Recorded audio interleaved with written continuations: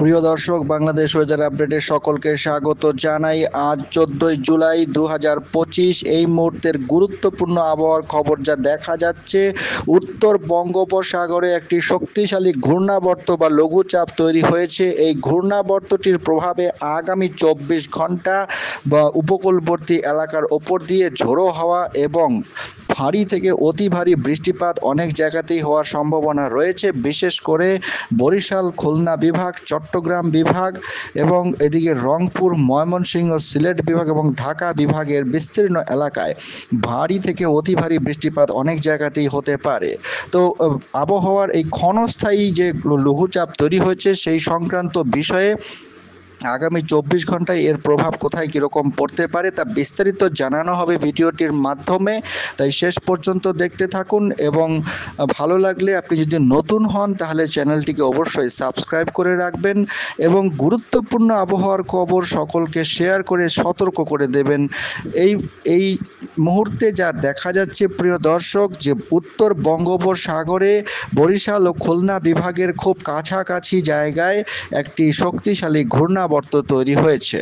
এই ঘূর্ণাবর্তের প্রভাবে আগামী 24 ঘন্টায় অর্থাৎ আজ 14 জুলাই ভোরের মধ্যে, মধ্যরাত থেকে ভোরের মধ্যে বরিশাল বিভাগ, হাতিয়া, সন্দ্বীপ এবং সম্পূর্ণ বরিশাল বিভাগের ওপর দিয়ে এবং তার পরবর্তী সময়ে বরিশাল বিভাগের এবং চট্টগ্রাম বিভাগের বিস্তীর্ণ এলাকা মতিরহাট, সেনবাগ, ফরিদগঞ্জ, বরিশাল, লালমোহন, চরফাশন, এদিকে হাতিয়া, সন্দ্বীপ এবং তার পরবর্তী সময়ে কুমিল্লা, ঢাকা, ফরিদপুর, মাদারীপুর, ফরিদগঞ্জ এবং মতিরহাট, বরিশাল, সেনবাগ, এদিকে ফটিকছড়ি উপজেলা চট্টগ্রাম বিভাগের, খাগড়াছড়ি, চিটাগং, এদিকে চাকারিয়া, নাইখনচারি, মহেশখালী, টেকনাফ এবং তার পরবর্তী সময় অর্থাৎ দুপুরের দিকে কাপাসিয়া, কিশোরগঞ্জ, লাখাই, সিরাজগঞ্জ, নাগরপুর, পাবনা, সাহেলকুপা, ফরিদপুর এবং তার পরবর্তী সময়ে ময়মনসিংহ বিভাগের বিস্তীর্ণ এলাকার ওপর দিয়ে 50 থেকে 60 কিলোমিটার প্রতি ঘন্টা বেগে শক্তিশালী ঝোড়ো হাওয়া বয়ে যাওয়ার সম্ভাবনা রয়েছে।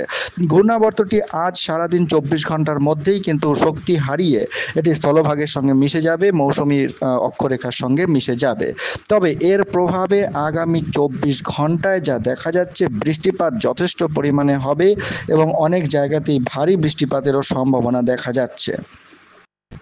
প্রিয় দর্শক, ঘূর্ণাবর্তটি বর্তমানে বেশ প্রবল শক্তিশালী অবস্থায় এদিকে বরিশাল বিভাগের খুব কাছাকাছি উত্তর বঙ্গোপসাগরে অবস্থান করছে। আজ 14 জুলাই ভোরের দিকে যা দেখা যাচ্ছে, এর প্রভাবে খুলনা বিভাগের শ্যামনগর এবং সাতক্ষীরার আশেপাশে, এদিকে পিরোজপুর, মাতবাড়িয়াতে এবং বরিশাল বিভাগের লালমোহন এবং এদিকে চট্টগ্রাম বিভাগের সেনবাগ, ফরিদগঞ্জের আশেপাশে এবং এদিকটায় সাহেলকুপা, পাবনা, কাপাসিয়া, এদিকে সিলেট বিভাগের সিলেট, মৌলভীবাজার, বালাগঞ্জ, লাখাই, মদন, বিশম্বরপুর, কিশোরগঞ্জ, ময়মনসিংহ এলাকায় কিন্তু ভারী বৃষ্টিপাতের সম্ভাবনা থাকছে এবং আজ ভোরের দিকে যা দেখা যাচ্ছে, রংপুর বিভাগে কিন্তু এর প্রভাবেই যে মেঘমালার সঞ্চার হচ্ছে, সেই কারণে পঞ্চগড়, ঠাকুরগাঁওয়ের আশেপাশে এবং পঞ্চগড়ের বিশেষ কয়েকটি জায়গায় যা দেখা যাচ্ছে, বোঁদা, এদিকে দেবীগঞ্জ এবং সম্পূর্ণ পঞ্চগড়, এদিকে ঠাকুরগাঁও, পীরগঞ্জের আশেপাশে মাঝারি ধরনের ভারী বৃষ্টিপাত হতে পারে। পরবর্তী সময়ে ভোর 5টা থেকে সকাল 8টার মধ্যে ঘূর্ণাবর্তটি বরিশাল বিভাগে প্রবেশ করে যাবে এবং এর প্রভাবে কিছু কিছু জায়গায় বিক্ষিপ্তভাবে ঝোড়ো হাওয়ার সঙ্গে বৃষ্টিপাত হতে পারে। এছাড়া রংপুর বিভাগে এর প্রভাবেই যে মেঘমালা সঞ্চার হবে, সেই কারণে পঞ্চগড়, ঠাকুরগাঁওয়ে বৃষ্টিপাত তো চলবে। এইদিকে জলঢাকা, লালমনিরহাট, এছাড়া রংপুরের আশেপাশে এবং এদিকে ভুরুঙ্গামারি, রায়গঞ্জ, নাগেশ্বরী, ঘোগাডাঙ্গা, রাজারহাট, উল্লিপুর, চিলমারি, রাউমারি এবং এদিকে যদুরচর এবং সুন্দরগঞ্জ, এই কয়েকটি এলাকায় কিন্তু মাঝারি ধরনের ভারী বৃষ্টিপাত হতে পারে। এছাড়াও সিলেট ও ময়মনসিংহ বিভাগ এবং রাজশাহী বিভাগের এদিকে কালাইয়ের আশেপাশে কিন্তু মাঝারি ধরনের ভারী বৃষ্টিপাত হওয়ার সম্ভাবনা থাকছে। পরবর্তী সময়ে সকাল 8টা থেকে মোটামুটি দুপুর 12টার মধ্যে যা দেখা যাচ্ছে, এদিকে কুতুবদিয়ার আশেপাশে, চট্টগ্রাম বিভাগের কুতুবদিয়া, মহেশখালী, চাকারিয়াতে ভারী থেকে অতি ভারী বৃষ্টির সম্ভাবনা, সন্দ্বীপ, হাতিয়াতেও ভারী থেকে অতি ভারী বৃষ্টির সম্ভাবনা রয়েছে। পরবর্তী সময়ে অর্থাৎ দুপুরের দিকে যদি দেখা যায়, সকাল 8টা থেকে দুপুরের মধ্যে রংপুর বিভাগের এদিকে লালমনিরহাট, বুরুঙ্গামারী, ঠাকুরগাঁও, পঞ্চগড়ে বৃষ্টিপাত চলবে এবং সিলেট বিভাগে এদিকে মৌলভীবাজার, বানিয়াচং বা কুলাউড়া এই কয়েকটি জায়গায় ভারী বৃষ্টিপাত চলতে থাকবে। এছাড়া ঘূর্ণাবর্তের প্রভাবে বরিশাল বিভাগের দু একটি জায়গায় মাঝারি ধরনের ভারী বৃষ্টিপাত হতে পারে। মতিরহাট এদিকে বরিশাল, পিরোজপুরের আশেপাশে মাঝারি ধরনের ভারী বৃষ্টিপাত হবে ঝোড়ো হাওয়ার সঙ্গে।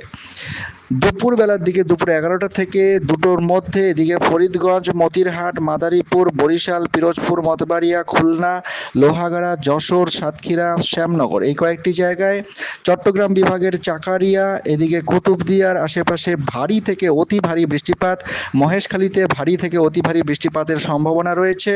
সাতকানিয়া, চিটাগং, হাটহাজারী, ফটিকছড়ি উপজেলাতেও ভারী থেকে অতি ভারী বৃষ্টিপাতের প্রবল সম্ভাবনা দেখা যাচ্ছে। এই পূর্বাভাস আবহাওয়া দপ্তর দেয়নি, আবহাওয়া দপ্তর থেকে এই পূর্বাভাস পাওয়া যাচ্ছে না। এই পূর্বাভাস সম্পূর্ণভাবে বেসরকারি মতে এবং ECMWF যে ইউরোপিয়ান ওয়েদার মডেল যে ম্যাপ রয়েছে, মানচিত্র রয়েছে, সেখান থেকে দেখে বলা হচ্ছে।